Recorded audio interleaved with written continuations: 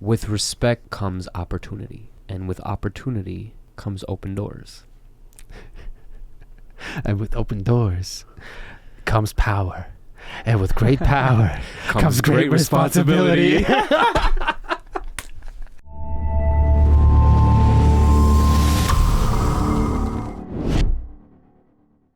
Yes, I know. It's been a while, and we are back with another episode of The Raw Lens. Today's guest is someone who lives in two very different worlds. He's a rapper, a producer, a hitmaker behind the scenes. But you also probably seen him performing at weddings, events, and a room most rappers would never step into. He's worked in studios creating records you've definitely heard, collaborated with artists, and somehow made a lane where art, money, and performance all collide. Jay Sovereign, welcome to the show. Thank you for having me.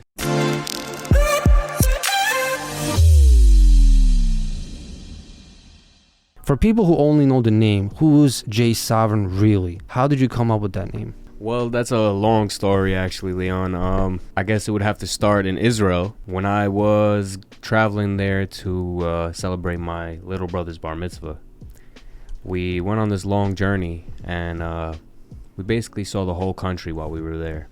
We stayed there for a long time. My family went on a almost month-long trip. During that journey, I just happened to notice that everywhere I went, that the word sovereign was being used. And what does sovereign mean? Sovereign has a lot of different meanings to it. It's one of the very few words that has so many different definitions, you know, and me being a man of words, I love a word of such stature, you know. So sovereign means independence, sovereign means wealth, sovereign means loyalty, royalty. And it also happens to be a little gold coin. I think some people know those. Oh, really? Yeah. English sovereigns, they're called. So it ties to a lot of things, and I just felt that name really call to me. So I decided to make that my title. You know, everybody has something that they like to go by, and that's what I believe that I'm here for. I'm here for all those things that it represents. It suits you very well. Thank you. Yeah. Did music start as a passion, survival, or like a ego for you? I would say kind of a little bit of everything. That's funny that you use those three words exactly, because that's exactly how I would describe it. It was a little bit of all three. Passion is obviously it's a given, you know. Mm-hmm. When you enjoy something, when you just feel a calling for it, it becomes effortless. So ego, obviously, you know, we all want to do better at letting our egos go, but in music it's important to have confidence. So ego is important. You have to have some kind of ego. Survival is just like passion. It's a given. It's you go through moments, you go through highs, you go through lows, you go through ups, you go through downs, you know. And music is about describing and expressing that journey to your listeners, painting a picture for them, vivid to see, as clear as they could hear it. Do you see yourself more as a artist or a strategist?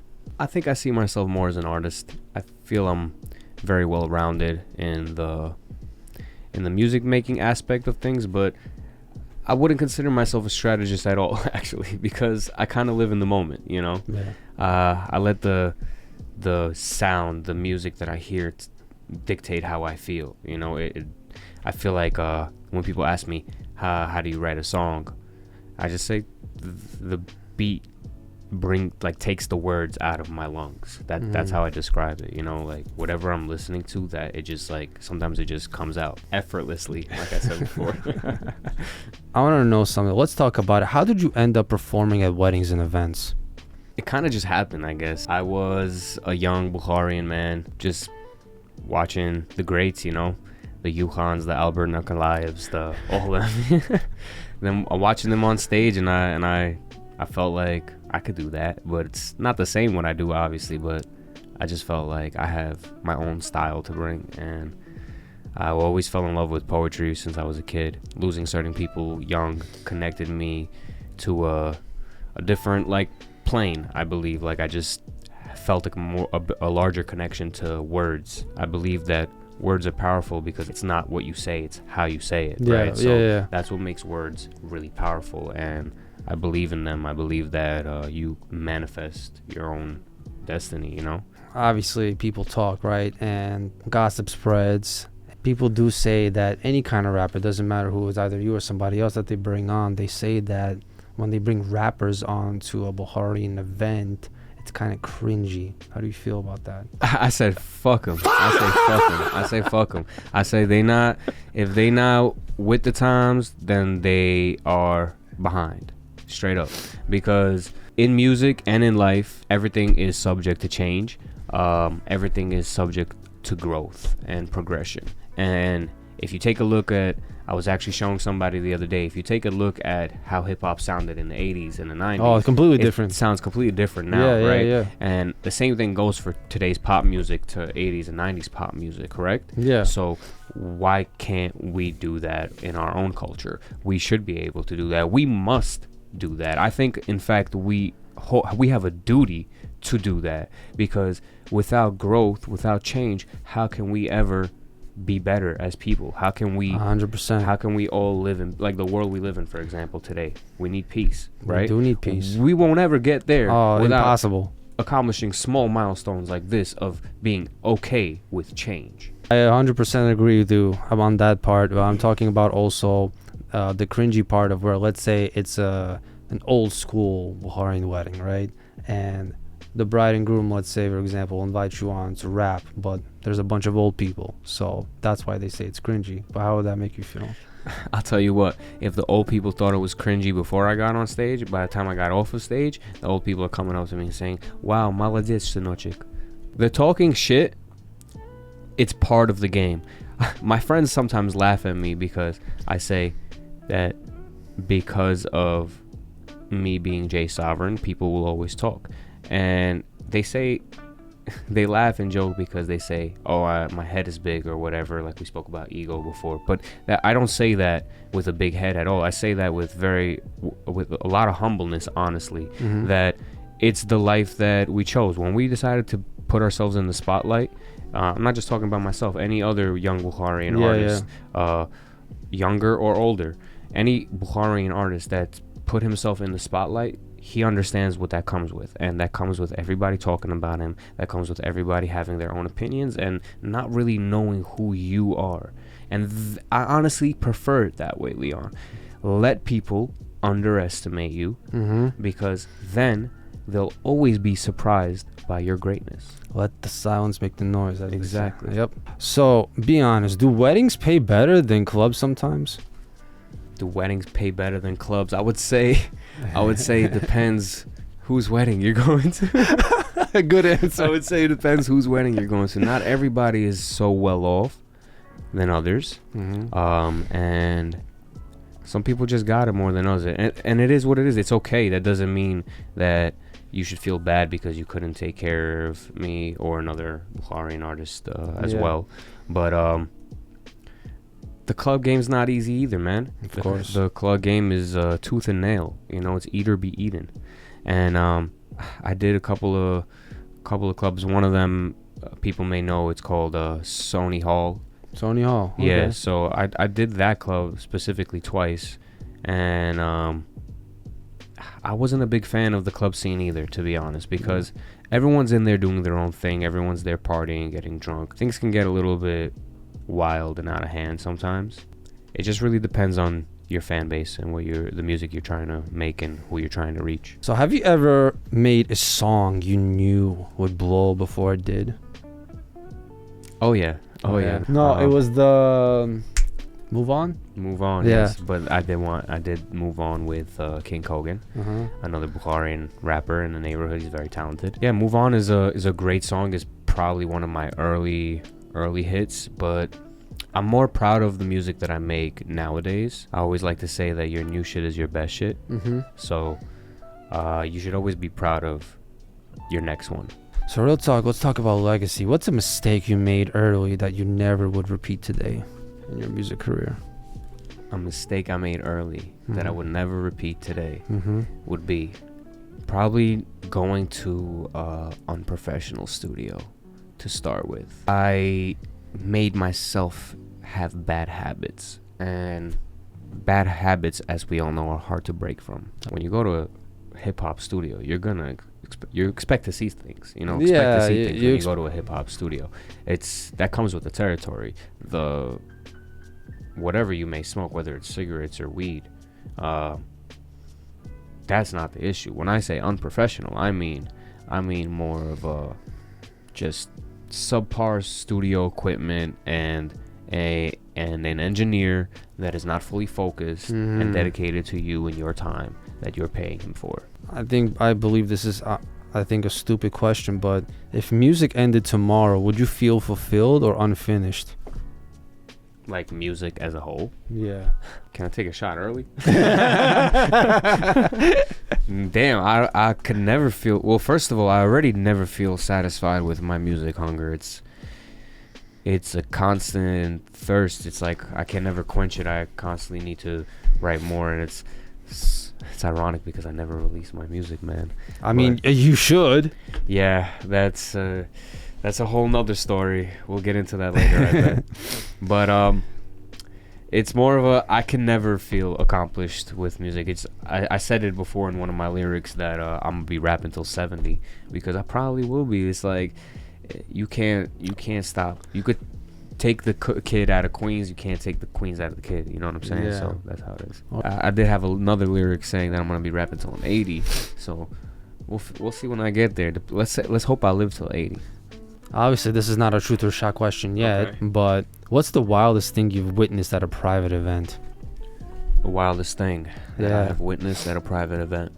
I feel like if I say fight, that's cliche because everyone's seen a fight in an event. Like, Yeah. I feel like that if there isn't a fight at your event, the event didn't happen. That's pretty much how it is when you're talking Little Bukhara. Most weddings, there is some kind of beef. Of course, you know, Because- it's all about the dick measuring contest, the biggest egos, The biggest egos. the deepest pockets. Biggest pockets, exactly. Yeah. Or sometimes it gets a little more complicated with that. We have people sleeping with other people's wives. But we're not going to get Yeah. into that. Listen, in every community there are these issues, not just ours. So Of course. we should not feel ashamed of it. It's But- part of humanity. But we gossip about it more than any other culture, I'm sure. Gossip is its own thing. What do they say, that the only thing that moves faster than the speed of light is Bukhari and gossip? Yeah. So it's, This conversation is getting spicy, so let's say we move up to the truth or shot, shall we? okay, let's do it, man. Ladies and gentlemen, we have reached the truth or shot round. Obviously, you know Let's the go. deal. If refuses to answer the questions, they take a shot. Are you ready? I'm ready. Let's Let's go. do this.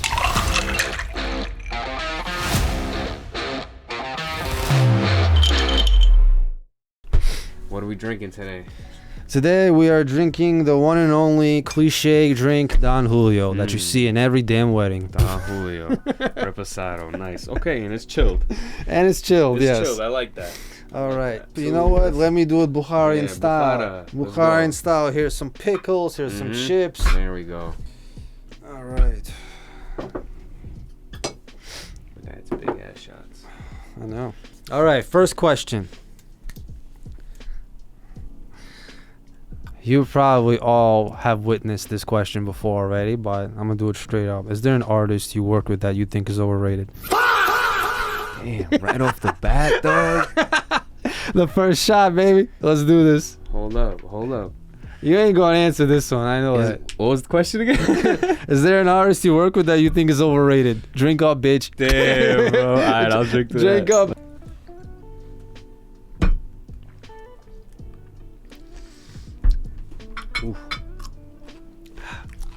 Fuck you, Leon. Next question. All right, let's go. Better be some easier questions, motherfucker. Have you ever ghosted a collaborator because they weren't moving fast enough? Moving fast enough? Of course I have.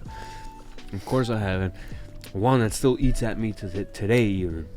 There was this amazing producer who never took himself seriously, who I met randomly through a friend. It wasn't even supposed to happen. The guy was supposed to fly out the day before, but he missed his flight. How talented was he? And he was producing this beautiful beat for me that literally, quite literally, he fell asleep on the beat. The dude just became like a depression. Like, he just became depressed, started sleeping a lot, and like couldn't contact him. And then one day he moved over to LA because his psychologist like recommended it and like I never heard from the guy. Yes, absolutely, I have ghosted a producer or somebody that I've worked with for not working fast enough. Okay, I'm not gonna make you drink so fast. I'm gonna ask you a different question. Okay, you got me worried now. Is there a song you're associated with that you secretly don't like? There's a song that I'm associated with that I don't like. Yes, honestly, I'm gonna have to answer that. Yes, honestly. What's the name of the song? What's the name of the song? Okay, I can answer this because there's a few songs and I'll only give you one of them. Okay. So I'll give you the solo song. That way I don't put anybody underneath the bus. But I don't like the song that I made called Everybody. The song was called Everybody. And when I listen to it now, it has its good moments, and then other moments I'm like, what were you doing, Jay? But then again, I was a young kid, you know, and that's exactly why. Let's segue into the before when we asked why I don't release my music today is because I'm a perfectionist and I don't believe it's ready. I don't want to release an unfinished product. Plus, I owe it to my fan base to give them visuals along with my product. So whatever they're listening to, I owe it to them to give them some music videos. That's something that I have never really dove into. Not because I didn't want to, just opportunity and laziness, honestly. Gotcha. That's me being 100% honest. So I owe it to my fans. I owe it to you guys, and I will give that to you. And when I do it, it's gonna be something that you guys can be proud of, and something that you will want to share with your friends and family. So you could tell them I said that. Jay Sovereign. Preach. All right, next question. Do you think the music industry is more fake now than when you started? More fake now than when I started? Absolutely. Elaborate. Absolutely. I think that the music industry is tooth and nail, cut and dry, very eat or be eaten mentality. And I think that anybody will jump over you to get ahead. So thank God I don't see that with the artists around me. I think I've surrounded myself with pretty loyal artists that want to see me succeed as much as I want them to succeed. But I absolutely do believe that in general the music industry is faker than before. I agree. I think in today's generation, like, rap and music was not how it used to be before. Like, before you could hear the music. Now you have all these mumble rappers. Nobody wants to deal with that shit. Exactly. What's that song by Hobson? No Words? What is it? I know what you're talking about. Yeah. Funny you mentioned Hobson. He's one of my favorite lyricists. I used to know every word. I think I still probably know every word to Illmind Hobson 5. That was a great song. I actually showed it to somebody in my car the other day. So was that song like a parody, like when he wrote No Words? I mean, basically he's talking about how rappers nowadays, they don't care what they put in, like, the substance in their own music. They just want to put something out to put something out. So he basically made a song to make fun of other rappers, like, basically. Yeah. He's a troll. That's exactly what Hobson's niche is. He's a troll. Yeah. I have a very, very good question for you. Would you rather be respected or rich? No middle ground. Respected. Why? With respect comes opportunity, and with opportunity comes open doors. And with open doors comes power, and with great power comes great responsibility. You're funny. That's one. That's a clip. That's a clip right there. After a song that you have finished off stage, have you ever had a dirty offer from somebody? Girl, boy. Damn.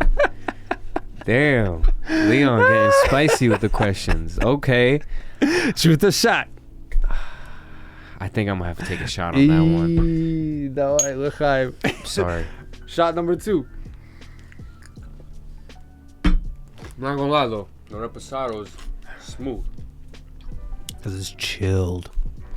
Listen, of course I'm not gonna tell you if somebody offers to do something with me on the stage. I can't answer that. I got another question for you that you will not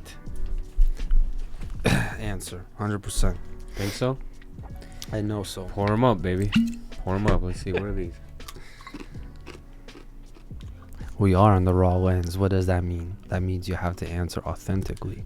And these Okay. are very raw and honest questions. Okay. Obviously, in the music scene, you can't avoid the use of marijuana because that enhances you to do better. So, in the studio, Okay. how much do you smoke in order to make a great hit? Listen, I'll answer it anyway, and I'll take the shot. How about that? Yeah, right. Because the truth is, I get high as a motherfucker. That's it is what it is. Look, when you're creating, you gotta get into your creative juices. And sometimes I get high, sometimes I drink a little bit. I prefer to smoke though. It's more mellow. But the truth is, I don't smoke until I'm done recording. Wow. Why? Because it messes with my vocals. Woo. So I owe you at least an hour of sobriety to get down clean vocals. And then once I put those vocals down, I mix the shit out of them and I get high as fuck because that puts me in the creative zone of how I want to make everything sound. Amen to that, brother. Amen. Amen. Cheers.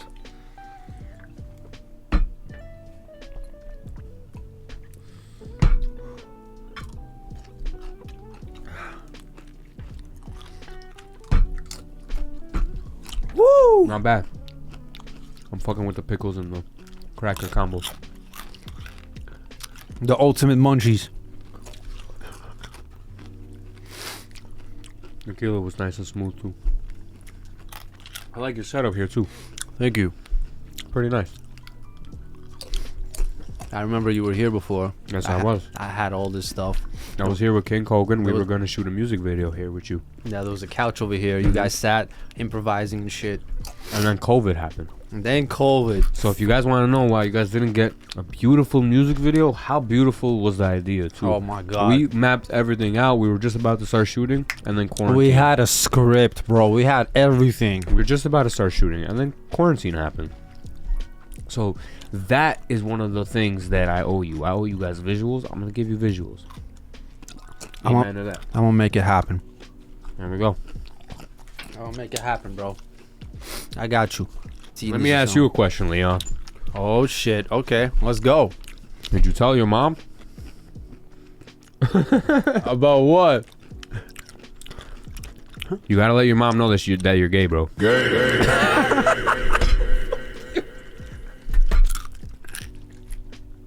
I'm kidding, bro. Why are you gay? Why are you gay? This is exactly why we do the raw lens. Real stories, no filters, no industry mask. Jay Sovereign, I appreciate you for pulling up and keeping it real. Thank you for having me. If you enjoyed this episode, make sure you like, subscribe, and follow us. Clips are dropping heavy. We'll see you on the next one.